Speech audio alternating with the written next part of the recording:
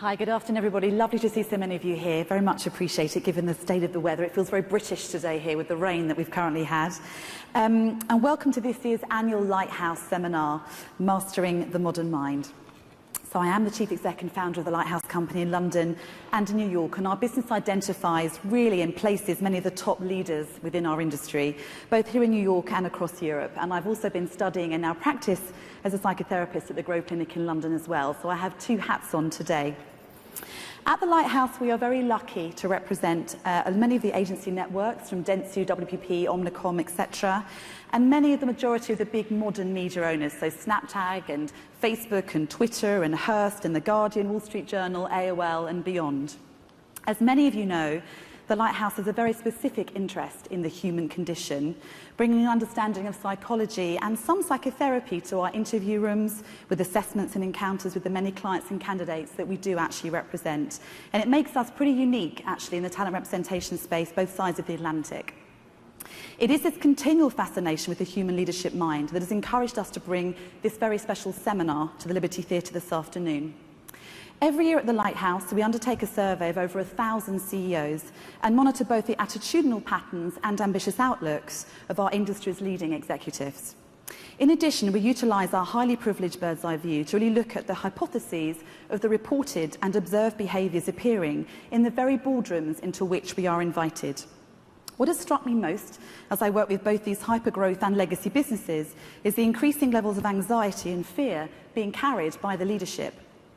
Driven by expectation to deliver exponential revenue to shareholders, VCs, Wall Street, increasing levels of expectation to be always on, given the availability of technology, and the never-ending hunger and desire to invent and innovate at the speed of light, often with little room for failed experimentation and on a very scant investment, often never ahead of the revenue.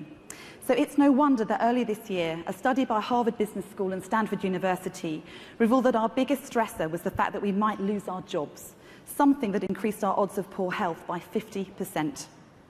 This compilation of 228 studies concluded that high work stress increased odds of diagnosed illness by 35% and the chance of early death by 20%. And that workplace stress is just as bad for you as second-hand smoke. Don't get me wrong, I adore our industry, and I'm not about to go brown rice and sandals on you. I'm one ambitious entrepreneur myself. I work a solid 16-hour day, Monday to Friday. I practice as a therapist on a Saturday, and I have two glorious children to keep me out of mischief. I love seeing the latest virtual reality and how that's going to affect our lives. I like to try the new wearables and learn how they'll change the way we consume information and media. I love reading academic papers and listening to debates about clean data and programmatic inventions and dynamic versus static pricing. I get it. However, what these 80 hours a week in boardrooms and interview rooms tell me, coupled with the privileged experience of sitting with my therapy clients each week, is it's costing our human condition dearly. Let me tell you this. The World Health Organization has cited stress as the health epidemic of the 21st century. Its estimated cost to the US economy is over $300 billion every year. While 60% of this cost comes in the form of loss of earnings, another third is through healthcare and almost 10% through disability benefits as a result of an individual suffering irreversible breakdown. In 2013, clinical psychologist Bob Rosen claimed that every leader experiences anxiety due to those factors of increased uncertainty, personal burnout, cynical employees, and of course the stuttering economy. In 2014, it was estimated around 42 million American adults suffer with some kind of mental illness, enduring conditions such as depression, anxiety, and panic attacks, which impaired their ability to work.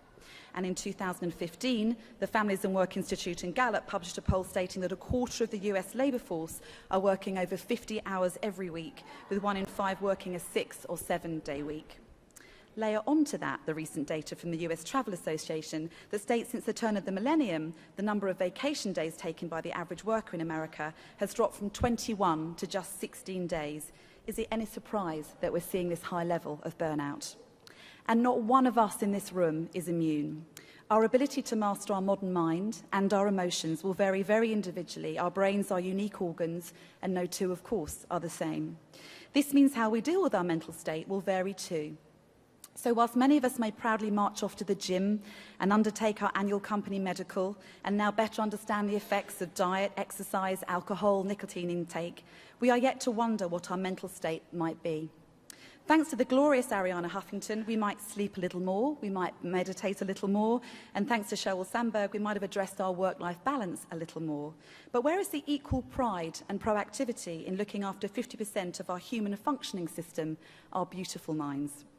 One thing remains constant for each of us. We are all living in this age of anxiety, and how we understand this, and just importantly, how we deal with it, will determine how we make a success of our personal and professional lives. We are still feeling the effects of the aftermath of the recession, with many of us now doing the work of multiple headcount. And as if trying to remain relevant in our roles was not enough, we're also having to burden greater responsibility than ever before. We all know here in New York in the last 8 months we've seen unprecedented levels of pitching with the likes of GSK, L'Oreal, Sony, J&J, P&G, Coca-Cola, etc. all reviewing their business, and profits, people and reputations have been on the line. At 4 p.m. today, I'm a panellist for Bloomberg on disruption within our industry, and while many luminaries from across the business will passionately talk about the many disruptive technologies and inventions coming our way, I will be asking how we mentally and physically support and protect our leaders as they steer our industry. Because here's the real killer. It feels there is still far too much unnecessary stigma and silence around managing our mental performance. We often find that the traits that help propel these senior executives to the top of their game, such as superhuman stamina and resilience, often help mask the signs that something is amiss. They don't want signs of fatigue or unhappiness to be seized on by subordinates, and certainly not by competitors. We'll happily hire a personal trainer and even brag about it, but we think more than twice about working with a psychotherapist, never mind talk about it. It's time for change. Without doubt, there has never been a more fascinating yet extremely challenging time in our industry, and this makes us all anxious and excited in equal measure. But what if we started to really begin to understand our mind states better and realise, as we did around 15 years ago with our physical health, that incremental improvements not only keep us well, but increase our peak performance? And we're better to start than fear and anxiety that may no longer lead to that creeping terror we sometimes feel in the middle of the night on a Sunday, or on that way to that dreaded budget meeting. And that's why we've invited our incredibly special guest and speaker today, leading neuroscientist Joseph LeDoux. Joseph's studies have focused on understanding the human brain and its emotions, with particular reference to anxiety and fear. Joseph is the Henry and Lucy Moses Professor of Science at NYU in the Center for Neuroscience, and he directs the Emotional Brains Institute of NYU and the Nathan Klein Institute. Joe is also Professor of Psychiatry at NYU Langone Medical School, and he's also the member of the National Academy of Sciences. As well as being published hundreds of times in scientific journals, Joe has also released 3 books: The Emotional Brain, The Synaptic Self, and his latest release, Anxious, that many of you will have picked up on the way into this session today. Joe will be sharing some of his most recent findings with us to help us understand anxiety better and potentially make our anxiety work for us rather than against us. While his academic record is of course impeccable, there is also a twist in Joseph's story. He is also the lead singer and songwriter in a band called the Amygdaloids, where he plays music about the mind and the brain. It was the fact that really made me fall in love with him, the Amygdaloids, genius. So let's give our brains one hell of a ride, and maybe today might be the beginning of an education to a smarter and a happier way of living our working lives. Please welcome Joseph to the stage.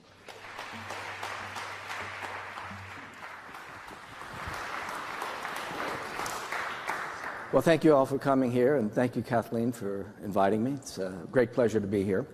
I'm going to be telling you a bit about the brain and what it holds for us today. And here's a little map of where we're going to go in this lecture.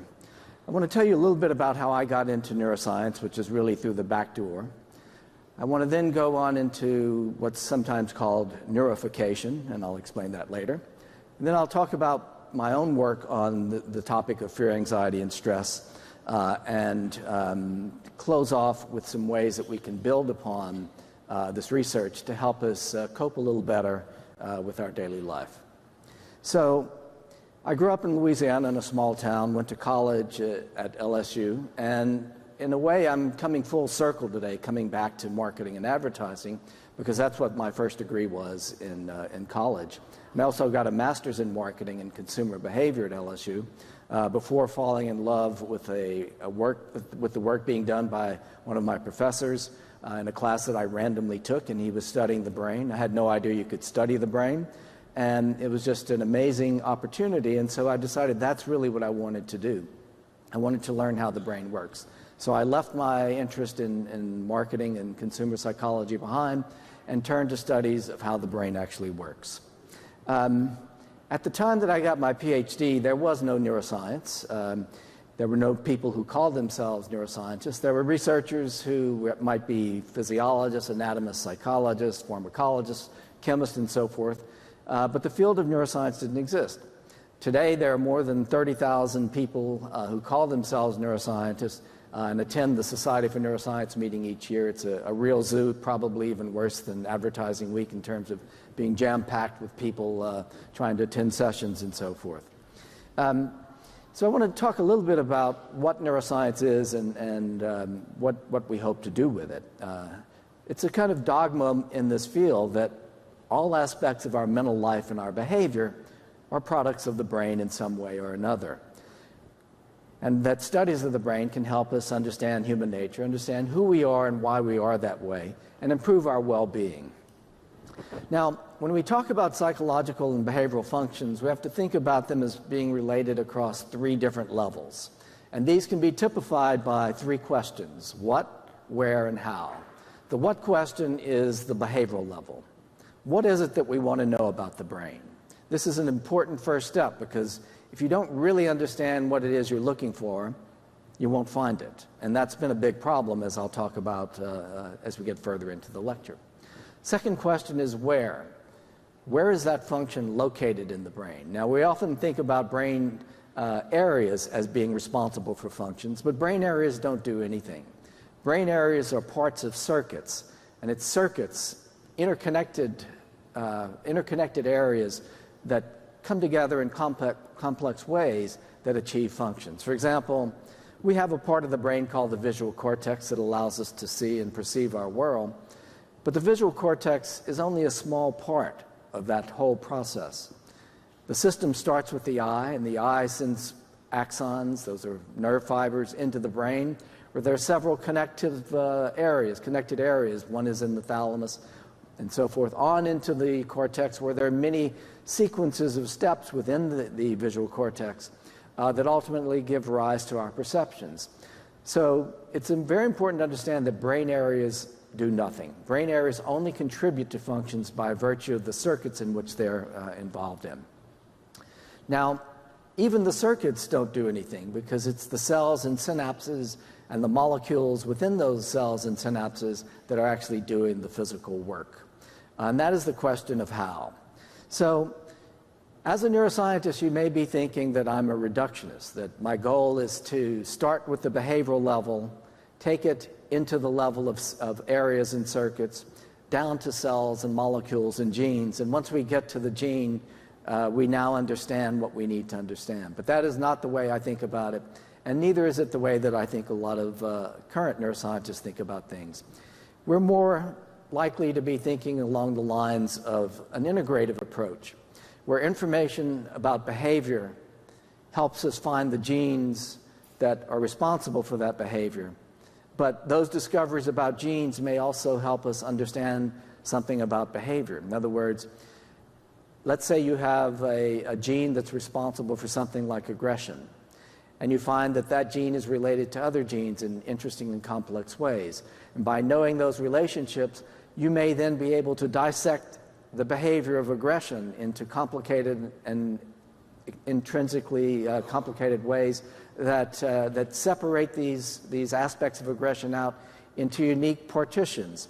So, and the same is true of the where level. Information about where things are located in the brain can tell us how those functions actually are expressed in behavior.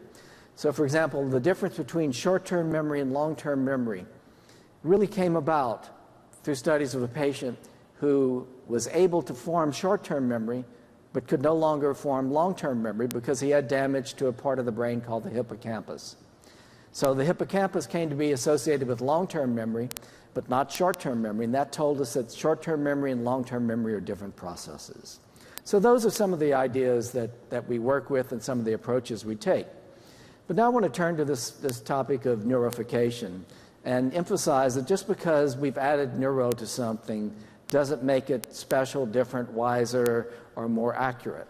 The Urban Dictionary defines neurification as the act of artificially augmenting any science or non-science endeavor with the mystery, validity, and nobility of true neuroscience by simply adding the prefix onto the moniker. So here are a lot of neuro this and neuro that's. Some of these are in scientific and academic areas like neuropsychology, neurobiology, neurochemistry, neurophysiology, neurogenetics. These are all components of neuroscience.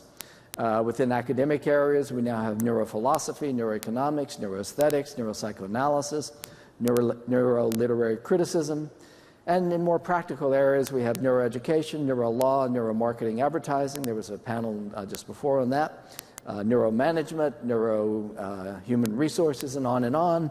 Neurospirituality exists, and maybe even neuro happy hour, which we'll all be happy for later when we understand the drinks that will make us feel better. They all make you feel a little better, but maybe we can improve it. Now, is neurification wrong? Not in principle, but we need to know when it's meaningful and when it's just hype. And that's a challenging question. With the arrival of imaging techniques, for example, we're able to take pictures of the brain and see that this area lights up under this condition and not under that condition. And it's too easy then to associate that brain area as being responsible for that function. For example, there are lots of studies looking at the brains of religious versus non-religious people, or Democrats versus Republicans, and finding areas that are different, as if that tells us the answer to why those people are different. But again, brain areas tell us nothing. We have to understand circuits. And to understand a circuit that's involved in something as so complex as religion or political inclinations is just not possible at this time.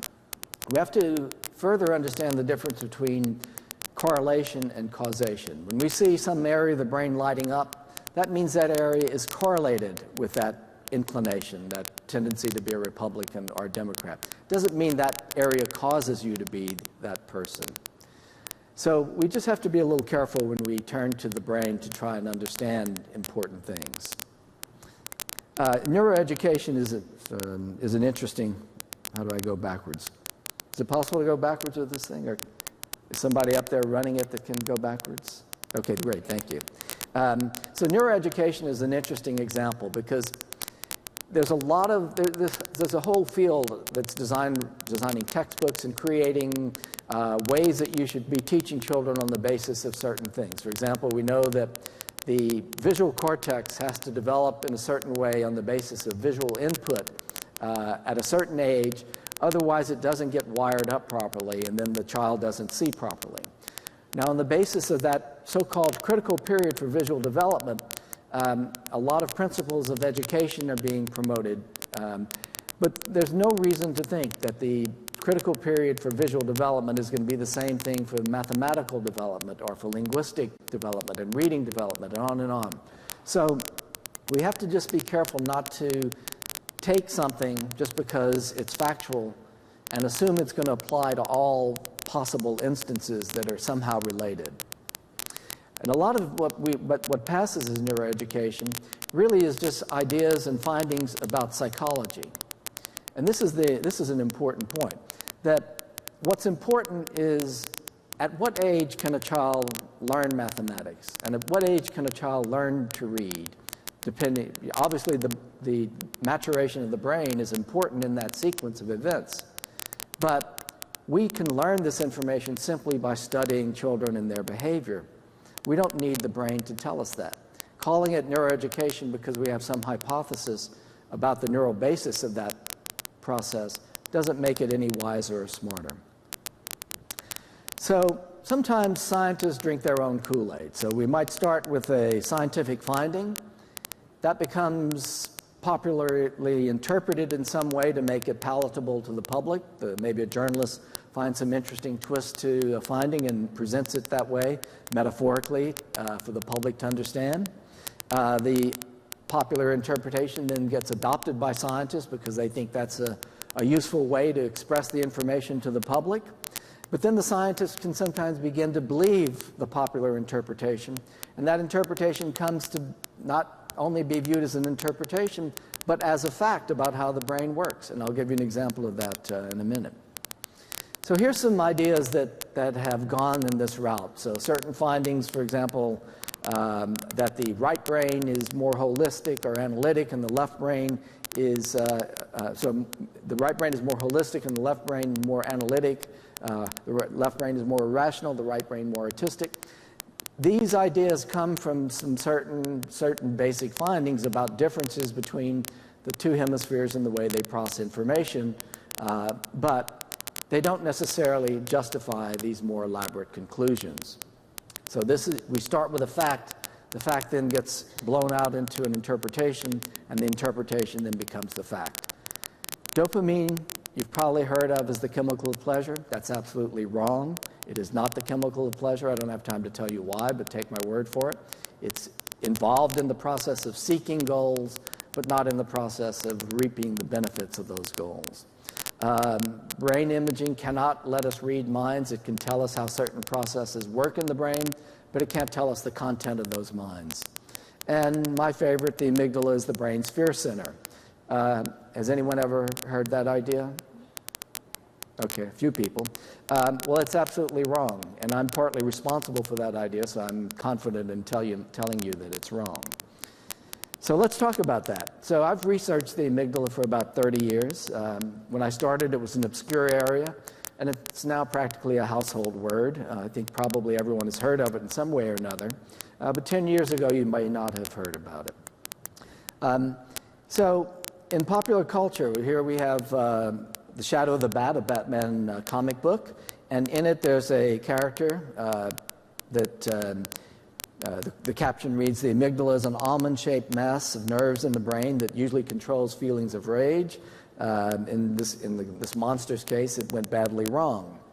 Here we have a more academic version of what the amygdala does by an art historian. "The powerful impact exerted by a flat background together with the clear composition, blah, blah, blah, can bypass attention and strike the amygdala directly." How can she possibly know that? And we can find our way to happiness through essential oils by way of the amygdala, according to Miss Mary Hardy. Now, there's a Facebook page for the Amygdala Cafe. You can buy T-shirts. I love the amygdala. Here's one that the amygdala and left brain, right brain. Here we have Hug My Amygdala and so forth. Amygdalas Unite. You can get a tote bag or a pendant with the amygdala on it. And there's a song called Tickling the Amygdala on YouTube, which takes us to neilslade.com, who advises us to click our amygdala. So what does that mean? So he says how to click your amygdala forward and eventually pop your frontal lobes just by reading through this site. So he's got a website for this. You'll learn how to click your amygdala and turn on genius levels of creativity, intelligence, pleasure, and even ESP in 1/10 of the time that students took to learn it back in the early days. So clicking your amygdala is like wiggling your finger, only it happens inside your brain. So everyone try this. Wiggle your right index finger. Now wiggle your left big toe. Now locate your amygdala in the chart above. It's not there. Click it forward using your frontal lobe. Imagine that your amygdala is like a click toggle switch. Now you click the switch forward, and there you did it. Do you all feel better now? He does, and he seems to have made a lot of money from clicking your amygdala. So we've talked about the amygdala. Where is it? Probably can't figure that out, but imagine a skull. It's kind of behind your eyes, but more precisely, if I were to shoot an arrow into one eye and another arrow into the ear on the same side, those two arrows would come together roughly where your amygdala is. Now, what does it look like? Well, this is the amygdala of a rat brain, just some areas of its circle, but you can see why it's called an almond-shaped region, because there's a part of it that has this almond shape. Now, the word amygdala is from the Greek word for almond, and that's why it was named that, because the person who first identified the structure in the brain knew his Greek, had studied classics, and called it amygdala, And now we still have that with us today. So what does the amygdala do? Obviously, we think of it as the fear center, as I've already told you. And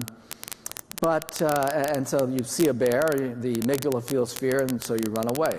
That's something you probably all have heard about. Surprise, there was a woman with amygdala damage a few years ago who could still feel fear. How is that possible? There were headlines in Science, Nature, Wired, Scientific American, Discover, on and on.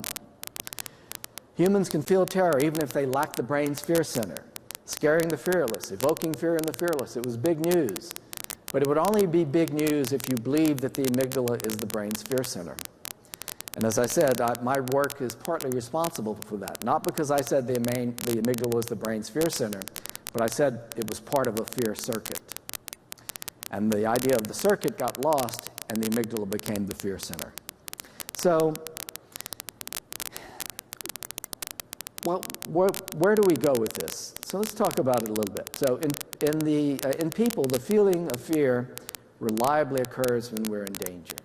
That's obvious. We have a conscious experience of fear. We therefore come to believe that that conscious experience is what causes us to run away when we're in danger.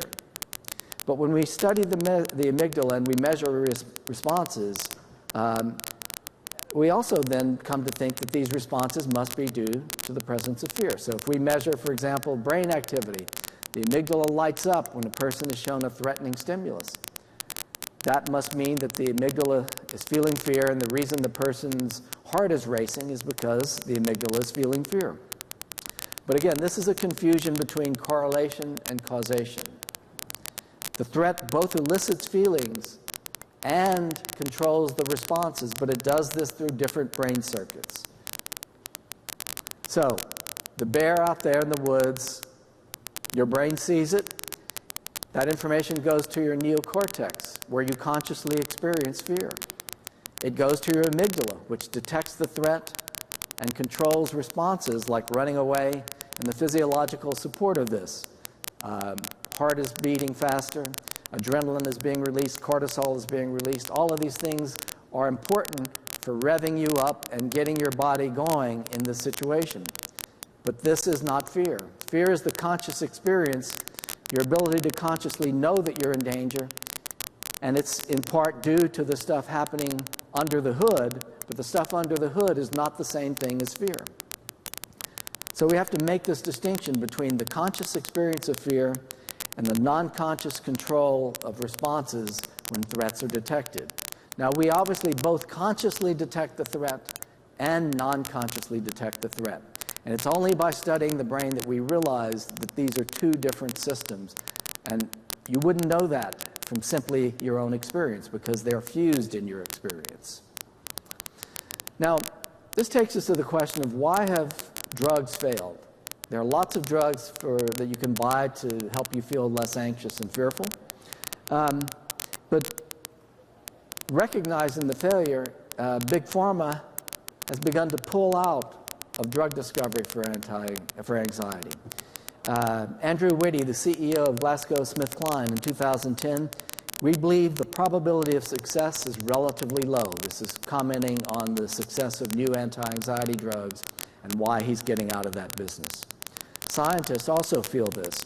Clinical outcome of these efforts have been disappointing, as promising results with novel agents have rarely been translated into effectiveness in humans.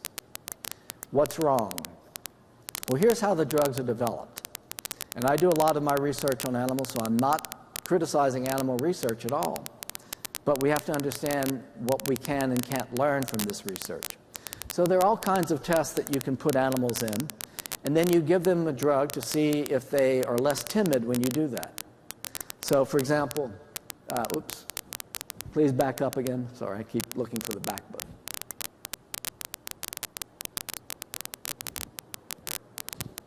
Can we get a backup? Good, the other way. Okay, right there, thank you. So at the top left there, this is called the elevated plus maze. If you put a rat out there on that open arm, it's a little unhappy about, it's a little timid about being out there because it's out in open spaces. animals like rodents are preyed upon by other animals like cats and foxes and birds. So they don't like to be in open, exposed areas like that. If you put the rat there, he'll run to the enclosed area where he's in an area of safety. Now, if you give him one of these drugs, like an SSRI or benzodiazepine, like Valium or something like that, the rat will be slower to go into the enclosed area. Whether that's a good thing or not, I don't know, but probably not for the rat. But the conclusion is the rat is now less anxious. And therefore, if we give the drug to a human, they should be less anxious. And the same thing in all of these other tests.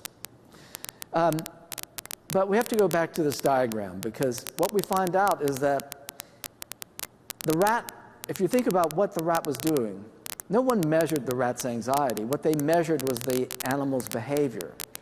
How timid was the animal? How reluctant was he, or how eager was he to go back into the closed area where he was safe, as opposed to hanging out in the open area? These are all behavioral measurements. So the anti-anxiety drugs that are being developed are working on these non-conscious systems that control timid behavior and other kinds of defensive behaviors like this, not on the systems that allow you to feel less fearful or anxious. And the failure to recognize this has led companies to pull out of the market, when in fact their drugs are actually doing exactly what they're developed to do, to make the person less timid.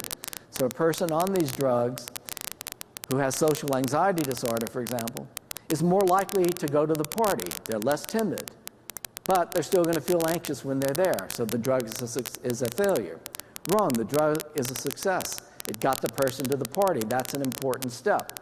But now the person needs some other kind of therapy, maybe traditional talk therapy or cognitive behavioral therapy, to deal with the anxiety part, the actual feelings of fear and anxiety.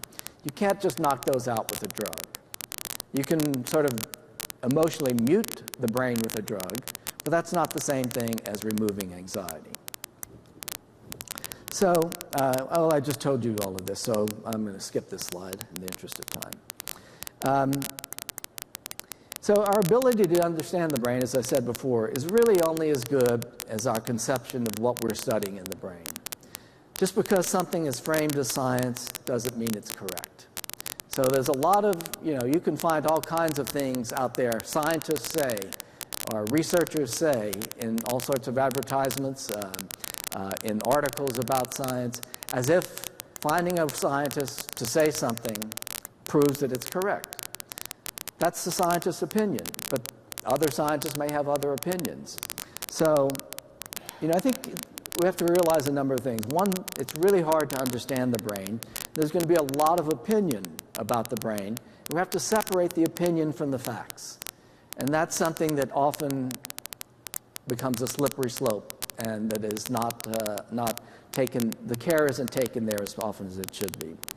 Now, some scientists are technically gifted, and they've created mind-blowing tools for studying the brain. And then they use those tools studying these behaviors that we've been talking about, but without really understanding the behavior. So the tools, their skill in developing the tools sort of somehow makes them think they have the understanding to then pursue the behavior. But you can't just pursue the behavior as if you know what it means. You really have to be trained in this. Behavior is very hard to understand, and only people who are trained in it can help you figure that out. So we really have to be smart about what it is we're studying, as I said at the very beginning.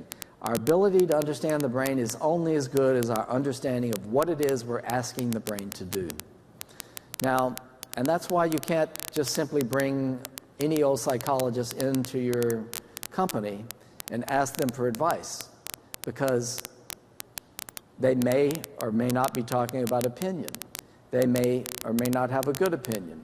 They may or may not know the facts. So you have to interview a lot of people and get referees or opinions about those people from other scientists. Your money is valuable, and you need to use it wisely. So let's talk about fear and anxiety and stress specifically. So these are normal responses to challenges of everyday life. They're not pathological conditions. They're just things that happen when we encounter dangers or threats in our life. A threat can be social or it can be physical. Fear is a response to an immediate threat, the feeling that you're in danger and physical harm right now because there's something right here, a snake at your feet, a mad colleague about to hit you. Those cause fear. But fear quickly morphs into anxiety. Anxiety is a worry or an anticipation about something that hasn't happened yet. It's about the future. Now, our ability to worry about the future is a kind of side effect of our ability to envision the future. And our ability to envision the future is a source of our creativity and all of the things that humans have achieved that other animals couldn't have achieved. Because we have a prefrontal cortex, we can not only imagine a skyscraper, but we can also worry about how it's going to be built or whether it's going to stand up or fall down, if people are going to jump off of it or other things. So fear and anxiety are just natural consequences of the way the brain works. Now, sometimes they help us and sometimes they hurt us. Now, this is what's called an inverted U-shaped function, an inverted U-curve.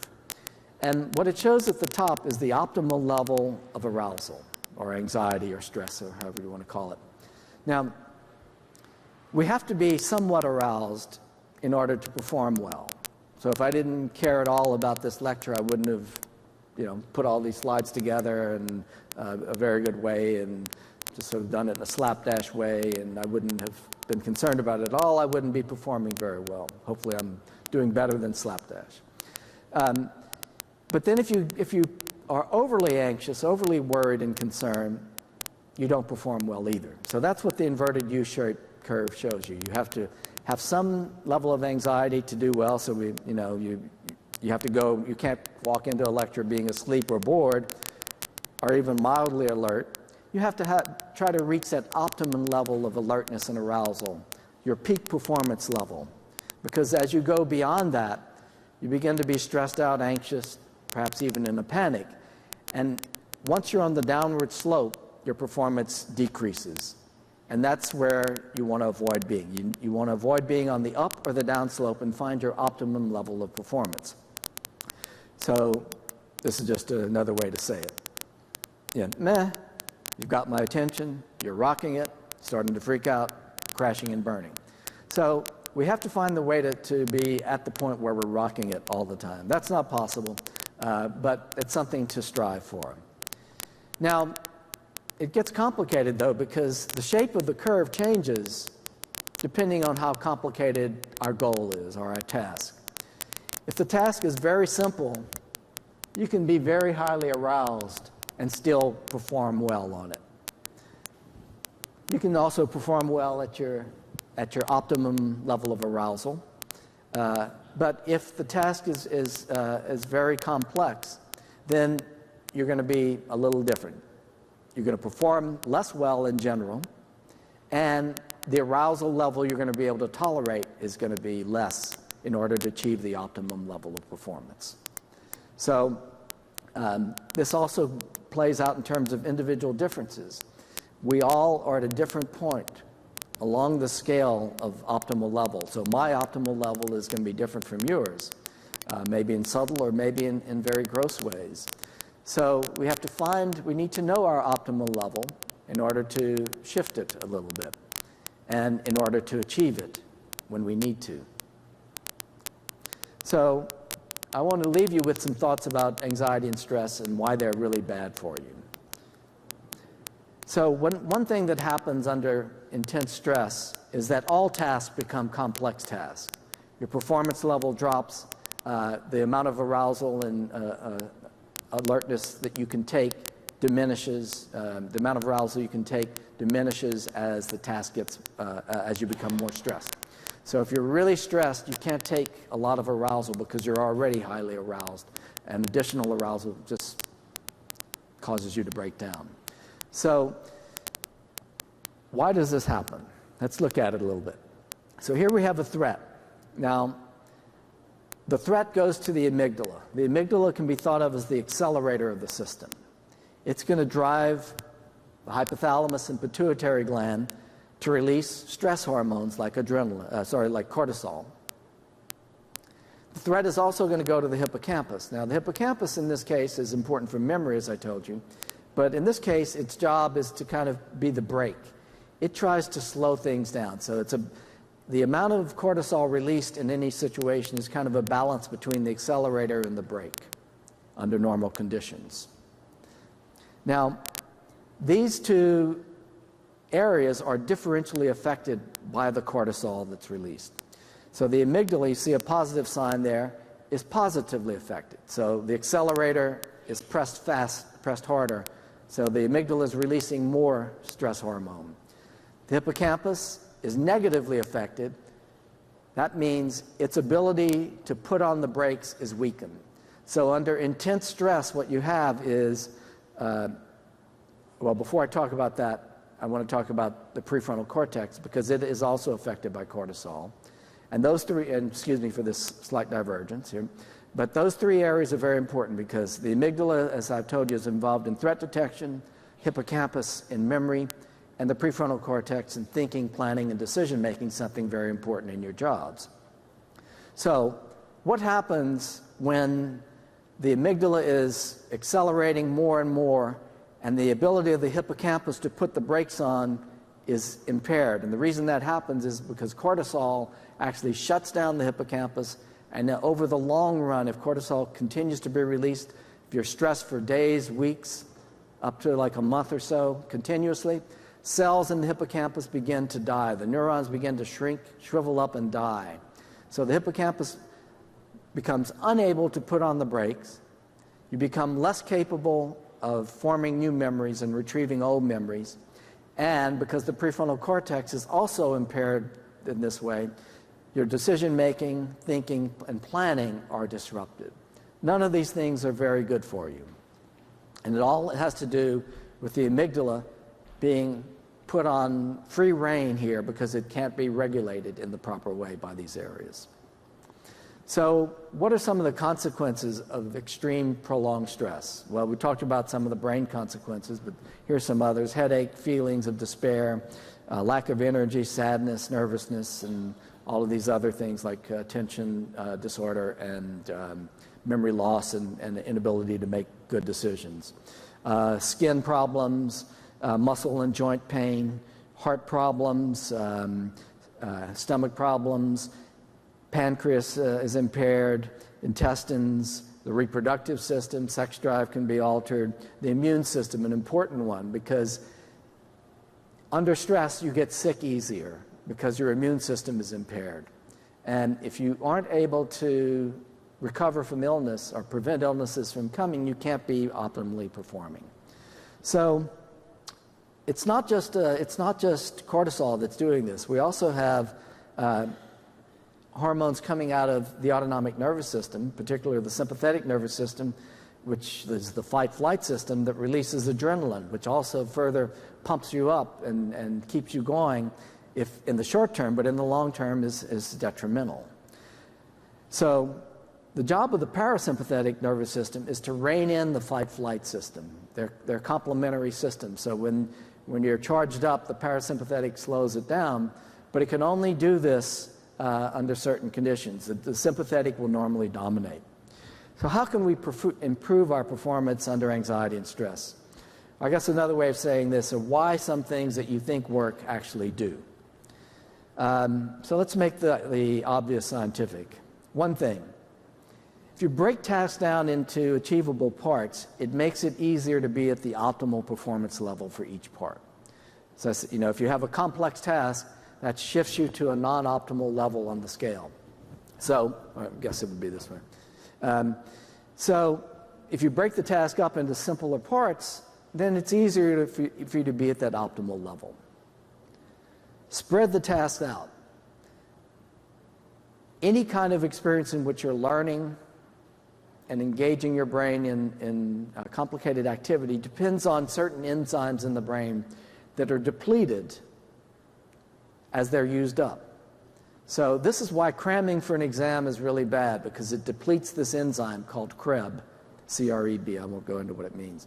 But cramming depletes it.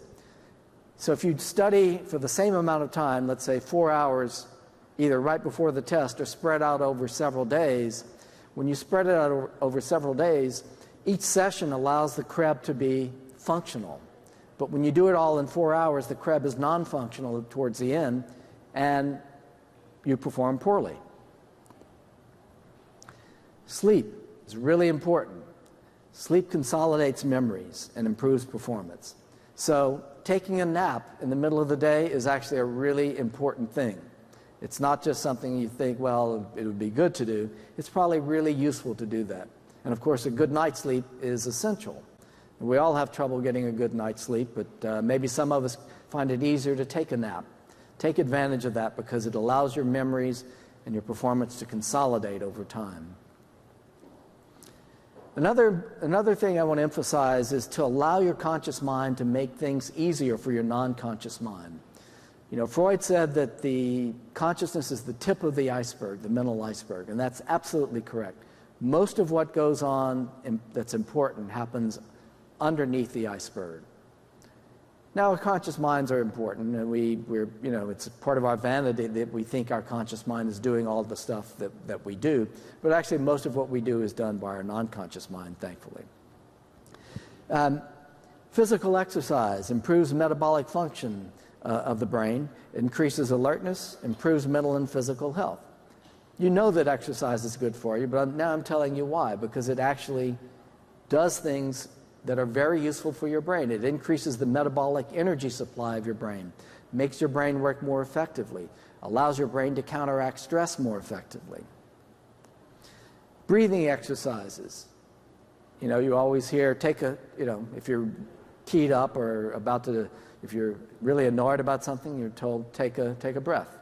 And the reason that works is it engages the parasympathetic system, which, as I told you, shuts down the fight-flight sympathetic system. So you can't just take any old kind of breath.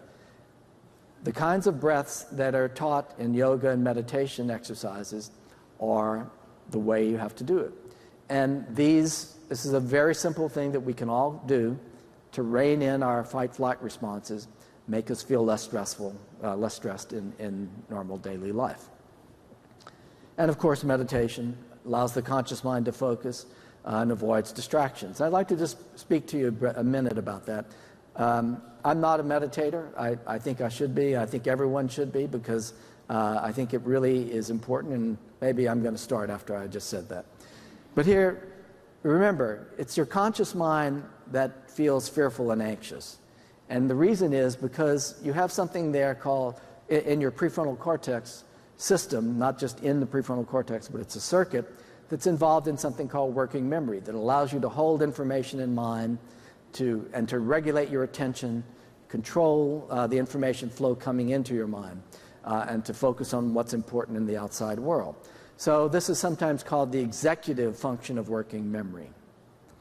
Now, the executive function of working memory involves several areas of the prefrontal cortex shown here, and I'm not going to dwell on that right now, but what I want to show you is how these three things can be regulated. So we have external stimuli, memories, and arousal coming from the subcortical systems. Now, we use this to create our thoughts and our emotions, but when we meditate, we need to keep those things out. So here's a model of how this might work. So normally, the external stimuli, long-term memories, and what I call survival circuit activity, these arousal functions are all coming into working memory. And attention has to kind of sort things out and select what to pay attention to on in the outside world, which memories to retrieve from long-term memory, how to put all this together into emotional feelings and all of that. But when you meditate, you need to use attention to do something different. You need to use it to shut the outside world out. And that's what it's doing. It's preventing those inputs from coming in so that you can be internally within yourself without the distractions of the outside world. And we could all use this in our daily lives to be able to shut out some of those inputs that come in and are so distracting, because if you only had a calm moment in order to think things through, to understand what was going on in your job, to solve that problem, you could solve it. But because we're so bombarded with information and so bombarded with pop-ups on our screen and sounds coming in from the office, we need to be able to focus, and a little bit of this internal control, this regulation, the ability of working memory to shut down the outside world is a way to do it. So I think you've seen the book Anxious out there. There's also a CD called Anxious that has a musical version of the book in it. It's music about themes in the book. There's a download code in the book to retrieve the album, and I want to thank you for your time.